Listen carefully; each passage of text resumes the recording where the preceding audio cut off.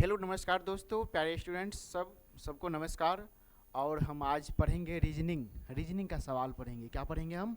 Reasoning का सवाल पढ़ेंगे और आकृतियों की गणना। क्या है? आकृतियों की गणना पढ़ेंगे। समझ गए हैं आप लोग? इसका बेसिक तरीका जानेंगे और ट्रिक के अनुसार जो सवाल बनता है वो आज जानेंगे हम। ठीक है, देखिए, तो आज हम त्रिभुज को लेकर आए हैं। किसको लेकर आए हैं? त्रिभुज को लेकर आए हैं। समझ गए? तो इसमें कह रहा है कि एक त्रिभुज में कितने त्रिभुज छुपे होते हैं, उस पर काउंट करके बताइए, मतलब गिन करके बताइए, उसका संख्या बताइए। समझ गए? तो दी गई आकृति में त्रिभुज की संख्या बताइए। क्या पूछ रहा है? त्रिभुज की संख्या पूछ रहा है। तो हम त्रिभुज की संख्या जानेंगे। तो बेसिक तरीका हम जानते हैं सबसे पहले कि एक त्रिभुज जो रहता है सिंपल सा एक त्रिभुज है। कितना त्रिभुज है? एक त्रिभुज है। लेकिन इसी में पार्टीशन बांट दिया जाए, पार्टीशन, तो अलग अलग त्रिभुज बन जाते हैं। कितना त्रिभुज बन जाते हैं? अलग अलग त्रिभुज हो जाते हैं। ये अलग त्रिभुज हो गया। देखिए, एक त्रिभुज हो गया, एक हो गया। दूसरा देखिए, दूसरा क्या है इसमें? ये दूसरा हो गया आपका। क्या हो गया आपका? दूसरा हो गया। चलिए नेक्स्ट देखते हैं हम लोग। ये हो गया आपका तीसरा। ये जो है इधर का, देखिए ये है आपका तीसरा है। समझ गए? तो आप लोग बेसिक तरीका जान लिए हैं।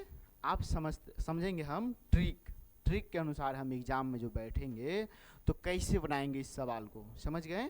तो देखिए, आप ट्रिक बनाते हैं हम लोग कि सबसे पहले इस त्रिभुज को हम देख लेंगे। क्या है? कि देखेंगे कि कितना पार्टीशन किया गया है और एक बिंदु से अनेक रेखा खींची जा सकती है। क्या? अनेक रेखा खींची जा सकती है। तो इसमें समझिए आप लोग क्या है, अब ट्रिक दिखाते हैं कि 1 और 2 इन्हीं दो नंबर्स को आपस में जोड़ करके इसका आंसर ला सकते हैं। जैसे हम लोग लाए हैं 1, ये 1 ये इधर हो गया और एक इधर। तो ये तीनों को जोड़ करके हमको कितना आया? 3।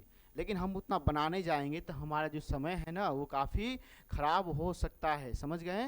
और उतना समय नहीं रहता है एग्ज़ाम में।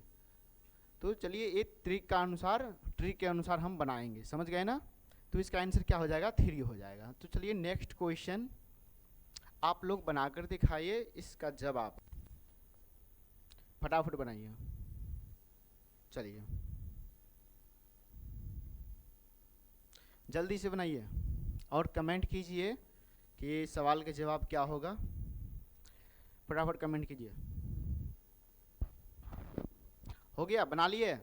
चलिए अब हम आपको बनाकर दिखाते हैं। सबसे पहले ये याद रखिएगा कि एक बिंदु से अनेक रेखा खींची जा सकती है। समझ गए? तो जब भी हम त्रिभुज रहेगा हमारे पास, इससे अनेक रेखा के एक बिंदु से अनेक रेखा खींची जा सकती है। अनेक रेखा मतलब एक से ज़्यादा रेखा। समझ गए ना?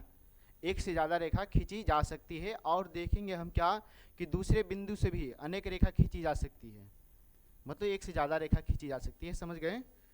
चलिए अब अगला देखते हैं हम लोग क्या कि तीसरे बिंदु से अनेक रेखा खींची नहीं जा सकती है। ये बात को आप जानिए। चलिए अब क्या करते हैं, इस सवाल को बनाते हैं हम। एक बिंदु से दो रेखा खींची गई। एक बिंदु से दो रेखा खींची गई है। अब क्या करेंगे हम कि इसमें काउंटिंग करेंगे। जैसे पहले हम काउंट कर रहे थे उसी हिसाब से हम काउंट करेंगे। चलिए अब काउंट करते हैं। देखिए 1, 2 और 3। हम एक बात जानेंगे कि यहाँ से लेकर के हम त्रिभुज हटा दें यहाँ से, तो ये कितना त्रिभुज बनेंगे? तो 3 त्रिभुज बनेंगे। और ये 3 पहले से है तो 3 + 3 कितना होगा? 6 हो जाएगा। समझ गए ना? तो इसका आंसर क्या हो जाएगा? 6 हो जाएगा। समझ गए? इसको जोड़ते हैं तब, एक साथ इसको जोड़ते हैं तब 6 हो रहा है। चलिए तो इसी प्रकार आप ट्रिक के अनुसार आप सवाल को बना करके दिखाइए हमको। चलिए इन सवाल को बनाइए, ट्रिक लगा के बनाइए फटाफट। चलिए लीजिए बनाइए फटाफट।